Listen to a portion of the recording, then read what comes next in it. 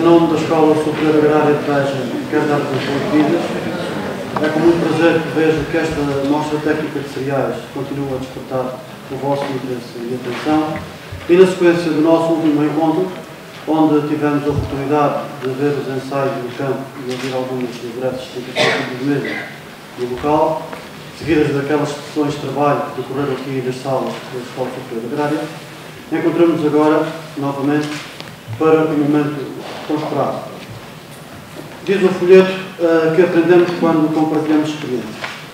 Chegou o momento, portanto, de dar a conhecer os dados resultantes daqueles ensaios que o Dr. Patronito irá apresentar e que espero contribuam muito para o esclarecimento das vossas dúvidas, ou de algumas delas, pelo menos, de algumas questões e que, quando for a próxima mostra técnica de cereais, possamos estar a tentar dar resposta a novas questões que aqui foram colocadas. A todos desejo uma boa sessão e passo agora a palavra aos meus colegas. Bem-vindos, muito bom dia a todos.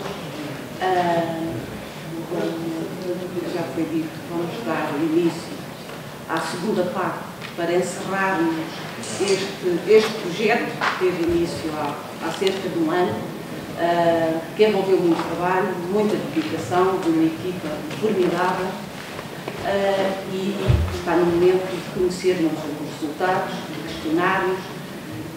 Vamos fazer essa apresentação durante a manhã.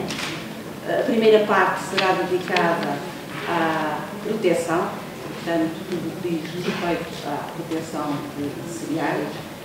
Vamos ter um período de perguntas, para as quais peço que sejam bastante concisos, precisos, para que também se possa ter respostas claras, que as pessoas possam ficar o mais esclarecidas possível. A seguir, vamos ter um intervalo, um quarto de hora de intervalo. Continuamos com as apresentações agora da parte de produção, seguido de outro período de questões, e durante a parte da manhã pensamos fazer todas as apresentações, pensamos e terá mesmo que ser, é esse o nosso programa. E vou ser o mais sucinto possível, porque acho que o mais importante disto é a discussão que eventualmente se possa gerar depois a seguir.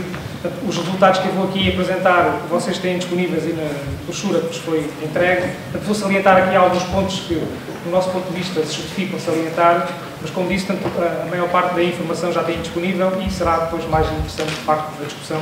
E temos aqui os responsáveis das empresas que poderão responder em viva voz às questões que eventualmente serão colocadas. Então, sendo assim, vamos sentar.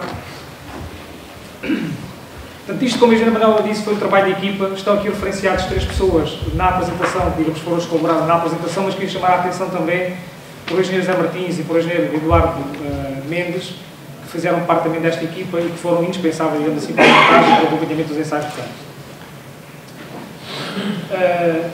Tal como já foi dito, a apresentação está dividida em 2 grandes partes, uma parte da proteção e outra da produção. Portanto, vamos iniciar pela parte da proteção e vamos fazer a apresentação por temas. Em cada tema corresponde, digamos, um ensaio de campo que foi montado e para cada um desses ensaios temos aqui alguns slides que inicialmente irão passar para, digamos, ficar com uma panorâmica geral daquilo que se passou no campo. Bom, estamos a falar em cereais, de sequeiro, e todos nós sabemos que, digamos, o principal fator que condiciona a produtividade dos cereais de sequeiro é o clima. Portanto, o ano climático, de facto, é aquilo que determina, digamos, o comportamento dos cereais, quer em termos de produtividade, quer em termos de qualidade. Este ano que passámos, este ano agrícola passou 2011-2012, foi um ano, digamos, atípico, como têm sido também muitos outros nos últimos tempos. No entanto, teve umas particularidades interessantes e graças à grande capacidade de adaptação e de plasticidade que estas espécies de facto têm, conseguimos ter aqui resultados muito interessantes e produtividades que no início, digamos, do ano agrícola seriam quase impensáveis. Eu não resisto à tentação de passar aqui uns elementos sobre as condições climáticas que se verificaram ao longo do ano agrícola propriamente dito. Portanto, estas barras correspondem à precipitação que foi ocorrendo no período cultural, portanto, desde que nós fizemos as sementeiras, começaram por volta do dia 20 de dezembro até à colheita, em junho, a precipitação que tivemos foi esta que está aqui distribuída, portanto, que correspondeu, portanto, em termos gerais, no ano agrícola, choveram 385 milímetros na totalidade. Desses 385 milímetros, cerca de 245 ocorreram antes da instalação das culturas, portanto, o mês de novembro foi um mês muito chuvoso, se recordam, e durante o período cultural apenas choveram 135 milímetros. E a distribuição é esta que vocês estão a ver aqui. Portanto, tivemos uma precipitação, de certo modo, reduzida no dia 15 e 16 de janeiro, e depois só viemos a ter precipitação no final do mês de março, princípio do mês de abril, e um pouco no final de abril e início do mês de maio.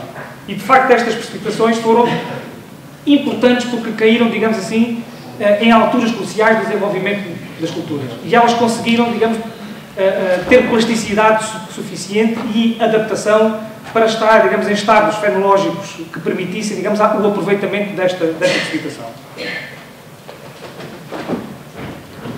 As temperaturas que ocorreram durante este período entre meados de janeiro até finais de março andaram em média nas temperaturas máximas 18 graus e nas mínimas 4, mas mais importante que isto são as temperaturas extremas, digamos assim.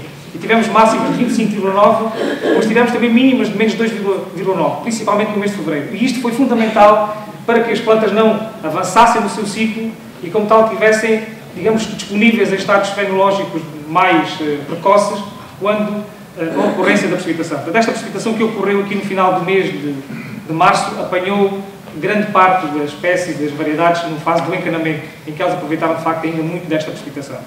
E depois também, na altura do espigamento, acabámos de ter também alguma precipitação que foi, evidentemente, favorável para o desenvolvimento das culturas. Portanto, aqui está à volta de 100 milímetros no final de março, princípios de abril. As temperaturas, durante este período, subiram um pouco, mas não subiram demasiado, digamos assim. E só no final do ciclo das culturas é que tivemos aquelas temperaturas que normalmente também temos, né? Temperaturas demasiado elevadas e que condicionam não só a produtividade, como principalmente a qualidade. E vamos verificar que, no que diz respeito aos ensaios de fertilização e que avaliámos a produtividade e principalmente a qualidade do grão, verificamos que os proteínas de facto muito elevados que estão associados precisamente a períodos de enchimento do grão secos e quentes. Portanto, baixos teores de amido, digamos assim, grão às vezes um pouco enrugado e altos teores de proteína típicos destes ambientes com estas condições climáticas. Portanto, o desenvolvimento dos cereais faz-se, digamos, em 3 grandes períodos: o período vegetativo, o período reprodutivo e o período de maturação.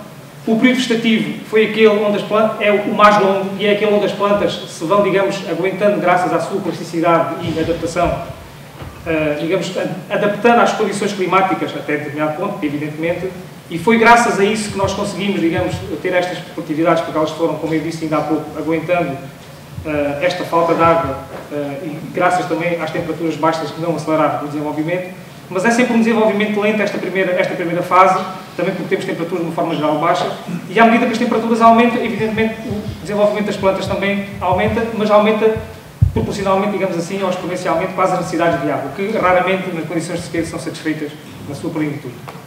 E este ano, evidentemente, foi um ano típico dessa mesma situação. No período final, pois, a senescência das plantas inicia-se, as necessidades de água também são menores, mas neste período de enchimento do grão, portanto, há uma sensibilidade de facto muito grande e é um período em que já não há possibilidade de ser compensado. Se no período vegetativo, se o período vegetativo se ocorrer algo de mal, digamos assim, pode haver ainda alguma compensação no período reprodutivo. Se acontecer algo de mal no período vegetativo, pode ser, no período reprodutivo, pode ser compensado ainda no período de enchimento do grão, mas se ocorrer qualquer problema no período de enchimento do grão, ventos quentes, soões, falta de água no solo, grão engelhado, aí não há hipótese de ser remediado. Felizmente não foi tão extremo como isso, mas afetou, de facto, o ano climático, afetou as nossas produtividades.